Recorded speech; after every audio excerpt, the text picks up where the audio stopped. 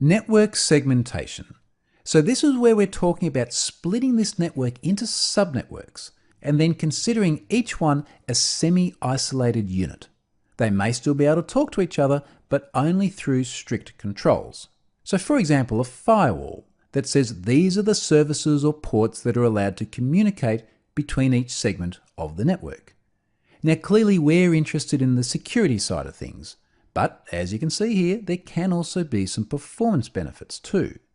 Let's go and take a look at a good example of network segmentation. And I want to have a look at RDP.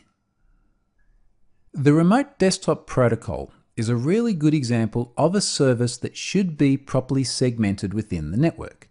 It's a valuable service, the ability for an administrator to actually get a remote desktop on a web server, but it's also an extremely dangerous service. You wouldn't want that exposed publicly, where anybody could get a remote desktop session on the server. Now granted, they need the right credentials, but we've already covered risks such as social engineering in this course, and that is often a way that credentials are illegally obtained.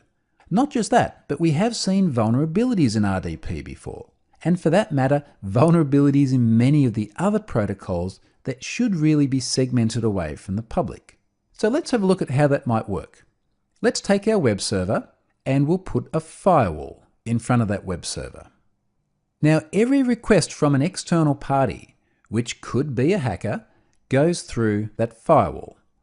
Now inevitably, the firewall will allow port 80, probably port 443 as well for SSL, but certainly 80. Now this would be a whitelist, so here is what we know to be good. We're going to trust it. If a request came through on port 3389 for RDP, it would be rejected at the firewall level. It wouldn't go through to the server. Now conversely, let's take a system admin who's sitting in a separate network segment. When they connect to that machine, obviously we'll allow port 80, we give that to the public anyway, but we'll also allow port 3389. And what we're doing here is we're creating two different logical network segments. One is facing the public, the other is facing this system administrator. This is simply creating different security profiles.